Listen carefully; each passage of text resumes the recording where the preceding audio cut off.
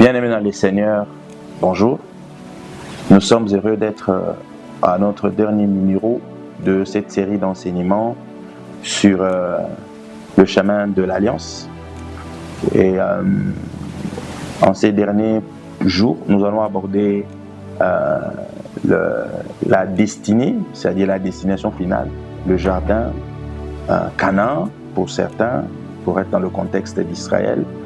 Le lieu de repos, de plénitude, c'est la destination finale de l'homme, là où Dieu a pris Adam et l'a amené pour rester avec lui. Le jardin en hébreu, c'est paradisio, jardin de roi, paradisio. Non, c'est plutôt en grec, excusez-moi. Paradisio en grec, c'est jardin de roi, c'est comme ça qu'on parle de paradis.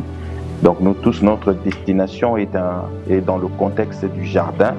Les paradis, lorsque nous disons paradis, en hébreu, en grec, c'est paradisio, c'est jardin. Moi, c'est le pasteur Yann, je suis pasteur responsable de l'église Royaume de Dieu Maison de Prière. Nous sommes situés à UPenn, Arrêt Télécom.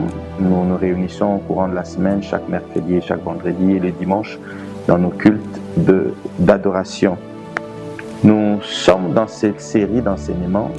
Nous avons commencé depuis 5 jours, aujourd'hui c'est le 6e jour. Nous avons abordé 2 points que nous allons plus répéter aujourd'hui. Points que nous allons aborder aujourd'hui. Donc en 6 semaines telles qu'étalées, en 6 mardis tels que programmés. Donc, nous avons aujourd'hui la joie de terminer cet enseignement. Si vous l'avez suivi depuis les débuts de ces programmes-là, si vous l'avez suivi, je bénis Dieu pour vous. Je bénis Dieu pour vous abondamment. Je bénis Dieu pour vous. Je bénis Dieu pour votre vie. Je bénis Dieu pour votre vie. Si vous avez été avec nous dès le commencement de notre programme. Dieu vous bénisse abondamment.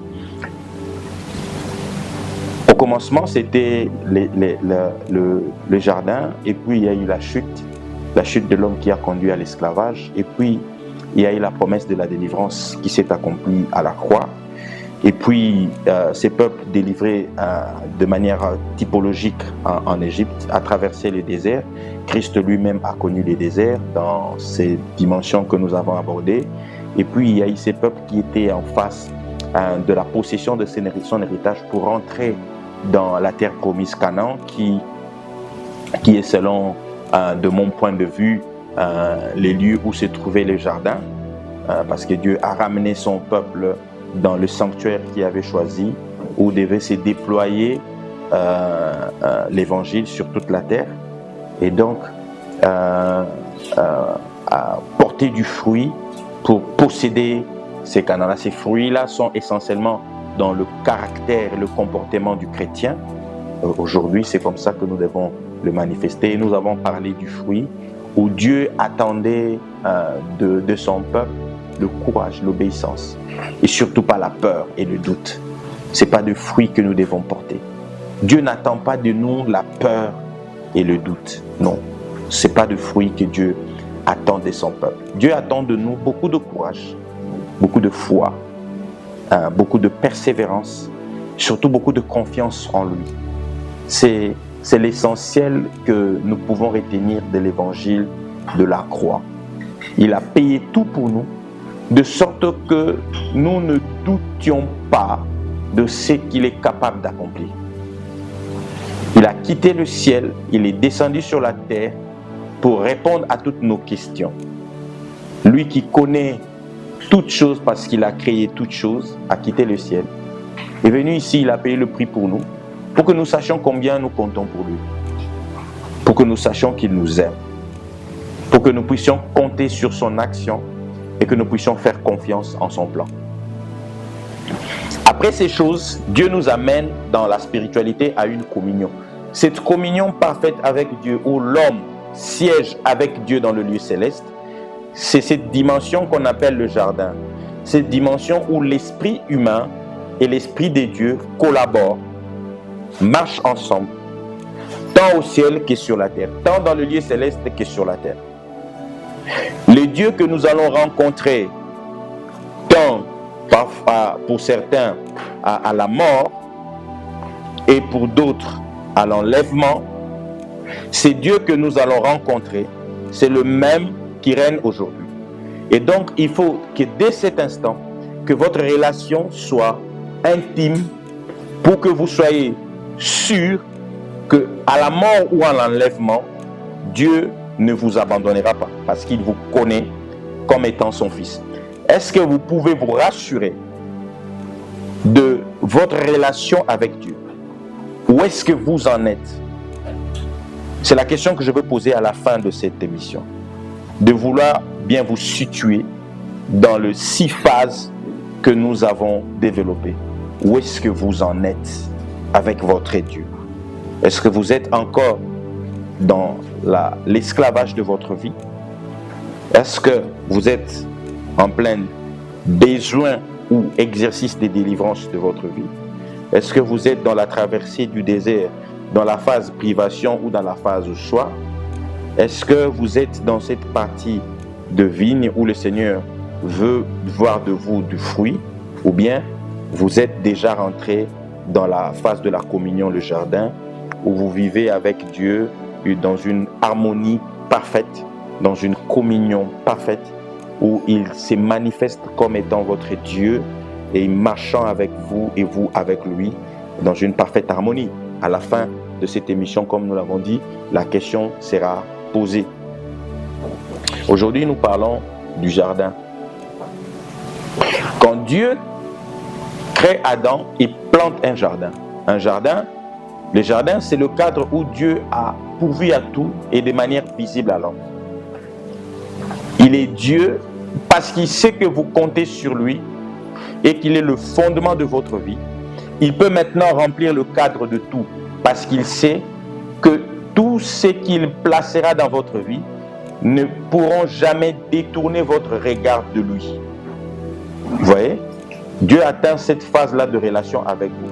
Il peut remplir le cadre, il peut combler votre vie de toutes sortes de bénédictions parce qu'il sait que ces bénédictions ne vont jamais détourner votre regard, votre cœur de lui qui est votre Père. Très important. Et donc, le jardin joue ce rôle-là.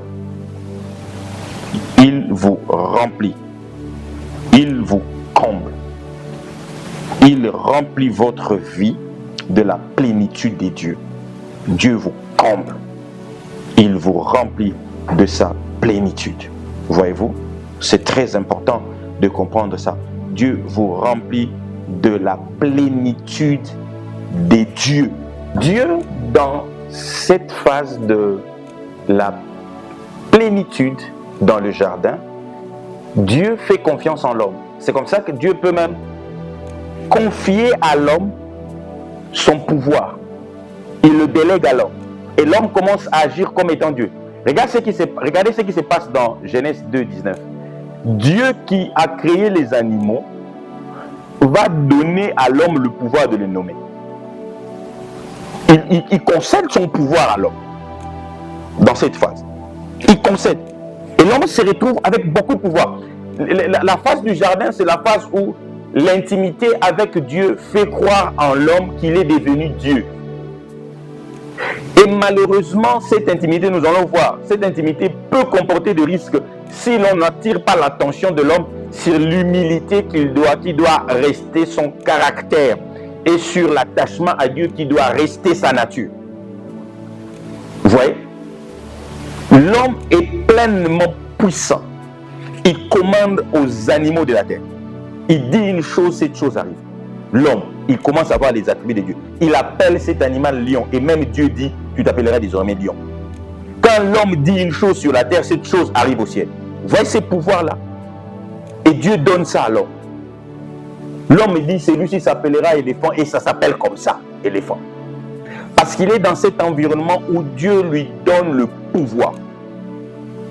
Dieu lui donne le pouvoir. Le jardin, c'est très important d'atteindre cette phase avec Dieu, de relation avec Dieu, où Dieu devient votre père.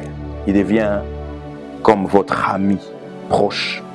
Pas comme ami comme le Congolais peuvent l'entendre. Dieu n'est pas ami selon le sens de congolais du terme. Il devient votre ami dans le sens où il vous dit des choses secrètes, et vous aussi vous lui donnez vos secrets, de sorte que vous partagez vos informations personnelles, votre intimité. Mais plus que ça, il est votre père. Dans le sens, on dit père et ami pour voir cette relation dans toutes ses facettes de manière comblée. Que quand votre père est votre ami, c'est de ça qu'il s'agit. Quand votre père est votre ami, Dieu devient cela dans votre vie. Il vous dit des choses, il vous révèle des choses que l'ennemi veut faire. Et il vous donne le pouvoir de le défaire. Que même quand l'ennemi s'approche de vous, il s'approche en rampant. Si l'ennemi avait pris la forme du serpent, c'est parce qu'il s'approchait devant le Fils de Dieu. Il s'approchait en rampant. Et que recevez cette autorité-là, que l'ennemi qui s'approche en rampant. Mais cette posture, que cela ne vous trompe pas. Quand il s'approche en rampant, que cela ne vous trompe pas. Parce qu'il est rusé. Nous allons en parler tout à l'heure. Le jardin. Lieu de la plénitude de la présence de Dieu. Et de l'abondance. L'homme de Dieu est dans l'abondance. Parfois j'entends des hommes de Dieu qui, quand ils avaient commencé l'œuvre de Dieu, ils étaient dans des conditions misérables. Maintenant, ils sont dans l'abondance. Et ils en parlent. C'est bien. C'est bien. Mais il faut être très prudent. J'interpelle toujours une chose. Cette abondance doit être honnêtement acquise. Pas par le moyen détourné de l'ennemi. Parce que l'ennemi aussi avait proposé à Christ une forme d'abondance. Parce que si cette abondance relève d'une gestion opaque de l'œuvre de Dieu, ce n'est pas une abondance de Dieu. L'abondance qui vient de Dieu doit être la résultante d'une gestion transparente, honnête, intègre de l'œuvre de Dieu. Pas comme un homme qui dispose de l'œuvre de Dieu comme si c'était son œuvre personnelle. C'est l'œuvre de Dieu. Et le moyen de l'œuvre de Dieu doivent être gérés avec intégrité, comme de simples gestionnaires, pas comme de propriétaires de l'œuvre de Dieu. C'est très important. Donc quand un pasteur me dit qu'il avait commencé malheureux, il est devenu très riche, je me pose toujours la question, est-ce que c'est sur base du salaire qu'il reçoit en tant que pasteur à l'église, qu'il a économisé, épargné, et qu'il a permis d'investir dans les séculiers? Oui, si c'est ça, c'est honorable, c'est honnête, c'est honorable, c'est intègre. J'apprécie, j'applaudis. Si c'est un héritier qui a de l'argent de sa famille, c'est bien, j'applaudis. Si c'est un pasteur qui travaille dans les séculiers, qui a ses affaires et qui s'applaudit. Mais si c'est l'argent de l'église que vous prenez sans compter, sans surveillance, et que vous affectez à votre vie personnelle, ce n'est pas glorieux que d'en parler. Hein? Parce que l'abondance, c'est vraiment dans la gestion correcte de l'œuvre de Dieu. Et donc, Adam et Ève, ils gèrent l'œuvre de Dieu, ils gèrent comme prêtre et comme roi, ils gèrent l'œuvre de Dieu.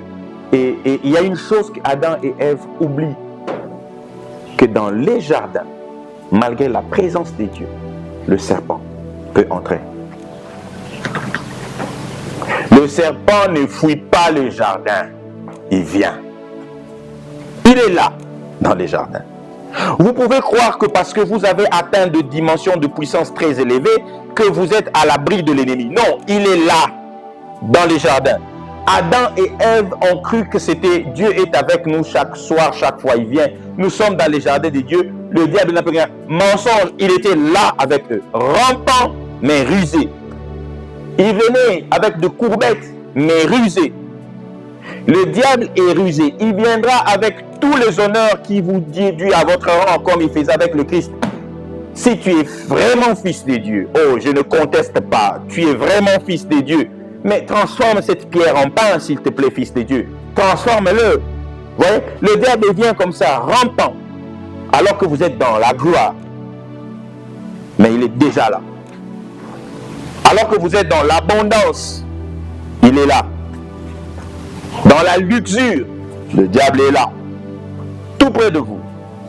Que Dieu vous sauve du venin du serpent, je prie. Que dans votre élévation, que Dieu vous épargne du venin du serpent au nom de Jésus. Le serpent, ça peut être certains prédicateurs qui viennent vous dire, écoutez, de toutes les façons, la grâce est là. Ne soyez pas condamnés lorsque vous commettez le péché. Ne vous sentez pas condamné lorsque vous commettez le péché. Et que personne ne vienne vous condamner de la vie de péché que vous menez. Le venin, ça peut être ça. Qui vient vous encourager dans votre vie de péché à ne pas quitter cette vie de péché. Le venin, ça peut être votre propre choix. Votre choix de demeurer dans le péché. Parce que ayant péché une fois, et que vous avez constaté que vous avez toujours prêché de la même manière, peut-être que l'onction ne vous a pas quitté, vous avez fait la même chose, que le péché ne vous a point quitté, le péché ne vous est point quitté. Je vous assure, bien-aimés dans le Seigneur, ne vous y trompez point. Ne vous y trompez point. Le diable est là. Le diable est là. Quand vous êtes élevé, il est là à côté, il attend. Plus haut vous montez, il espère en votre chute. Il espère que votre chute soit encore plus grande.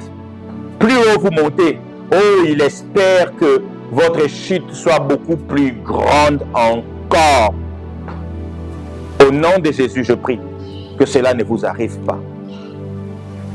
Dans votre élévation, vous qui avez connu dans vos familles des hommes qui ont été élevés dans la société et puis après qui sont tombés, je prie que votre tour, que cela ne se passe point, que la chute ne vous arrive point. Dans votre élévation, que vous ne connaissez pas la chute, que le cycle de l'éternel recommencement ne prenne pas place dans votre vie, où des gens sont élevés puis chutent. Que cela ne soit pas votre partage, au nom tout-puissant de Jésus-Christ. Que cela ne soit pas votre partage. Vous vous monterez et vous vous établirez dans le hauteur avec Dieu. Vous ne tomberez point. Au nom tout-puissant de Jésus. Vous monterez et vous vous établirez là. Au nom de Jésus. Au nom de Jésus. Le danger dans les déserts, dans les jardins, c'est qu'on banalise le péché. On croit que ce n'est pas grave. En fin de compte, qu'on croit même que le péché est agréable. Parce que Ève qui est dans le jardin, il trouve que le fruit de la désobéissance était même agréable. Et c'est comme ça que vous avez des pasteurs qui trouvent agréable de vivre dans le péché. Ils sont nombreux. Ils vivent dans l'impudicité. Ils sont nombreux. Ils trouvent cela agréable parce qu'ils sont dans les jardins. Jusqu'à ce qu'ils soient chassés de là. Et ils comprendront. Alors il sera trop tard. Il sera trop tard. Je vous prie. Il y a un autre problème contre lequel il faut résister. C'est l'orgueil. L'orgueil de prétendre être plus sage que Dieu. Adam et Ève sont tombés dans cet orgueil. Ils ont remis en cause Dieu. Il y a des pasteurs qui osent remettre en cause Dieu. Ils osent revisiter la parole de Dieu pour donner à cette parole une interprétation qui est leur propre interprétation. Ils mettent en doute la fidélité de Dieu. Pour leur propre gloire, ils ont accepté de recevoir le serpent dans leur jardin. Et ils ont permis au serpent de parler dans leur jardin. Ils sont nombreux. Ne permettez pas au serpent de parler dans votre vie. Ne permettez pas au serpent de parler dans votre famille. Ne permettez pas au serpent de parler dans votre église. Ne le permettez pas. Son venin est dangereux. Il a séduit des géants. Des héros sont tombés. Ne permettez pas au serpent de parler. Si vous l'écoutez parler, alors réfutez-lui directement par la parole. Annulez sa parole par la parole, comme a fait le Seigneur. Le Seigneur a annulé la parole du serpent par la vérité. Il a combattu le bon combat, qui est le combat contre le ténèbre par la lumière, le combat contre le mensonge par la vérité. Vous êtes dans le jardin de Dieu. Dieu vous a comblé de sa présence et de sa puissance. Votre combat doit être contre le mensonge, contre la ruse, toute votre vie. Lorsque quelqu'un veut tordre le sens des Écritures comme l'a fait le diable, vous devez vous lever contre cette personne et rappeler la lumière de la vérité de la parole de Dieu. Moi, j'ai pris l'engagement de combattre le mensonge. Ces jours, ces messages de ces jours qui clôturent ces programmes ne sera pas long. Il sera court. Ces jours, je vous rappelle, ne vous trompez point. Dans votre gloire, en tant qu'enfant de Dieu, le diable est à côté de vous. Il espère votre chute. Il espère vous voir à terre et dominer sur vous. Alors ne rêvez pas, ne dormez pas, mais veillez sur vous. Veillez sur votre vie. Veillez sur votre conduite. Veillez sur vous. Bien-aimés dans le Seigneur. Le Dieu des cieux a observé Adam dans le jardin. Il a observé devant l'adversité. Il le regardait de loin. Il pouvait venir pendant que le diable parlait. Mais il n'est pas venu. Il a observé. Pour voir si celui qui a marché avec lui avait compris. Il a observé. Le Christ était aussi seul devant l'ennemi. Quand l'ennemi le tenta. Et Dieu observait. Et le Christ a tenu ferme jusqu'au bout. Je prie que vous teniez ferme avec les armes de Dieu. Oui, les véritables armes de Dieu dans Éphésiens 6. Que vous teniez ferme, que vous soyez revêtus pleinement de cela. Et que vous teniez ferme devant toute forme de ruse de l'ennemi. Et que les cycles de chute s'arrêtent. Tu as connu des moments de gloire dans ta vie. Que Dieu te restaure maintenant. Tu as été élevé à un moment, mais tu n'atteins plus ce niveau d'élévation. Que Dieu te place au-delà de ça. Toi qui as suivi tout le programme, je prie, oui, l'onction de Dieu est là. Il touche et il affecte. Que Dieu te place dans le hauteur, là où tu étais bien au-delà de cela. Au nom tout-puissant de Jésus. Que Dieu t'élève au-dessus, au nom tout-puissant de Jésus. Que Dieu t'élève, que Dieu brise les limitations qui ont plafonné ta carrière et qui te place au-dessus, au nom tout-puissant de Jésus. Que le Dieu des cieux soit pour toi un bouclier contre les ruses de l'ennemi. Et que tu sois revêtu de ses armes pour tenir ferme. Au nom de Jésus. Dieu vous bénisse abondamment. Nous sommes à la fin de notre programme. Nous sommes l'église Royaume de Dieu Maison de Prière. Nous sommes à Eupen, Arrêt Télécom. Nous vous invitons chaque mercredi et vendredi. Et chaque dimanche, nous vous invitons à nos programmes. Venez, vous nous trouverez là. Moi, c'est le pasteur Gédéon Yaloum. Je suis toujours disposé à faire l'œuvre de Dieu et à le faire tel que nous l'avons reçu, c'est-à-dire gratuitement. Dieu vous bénisse. Merci.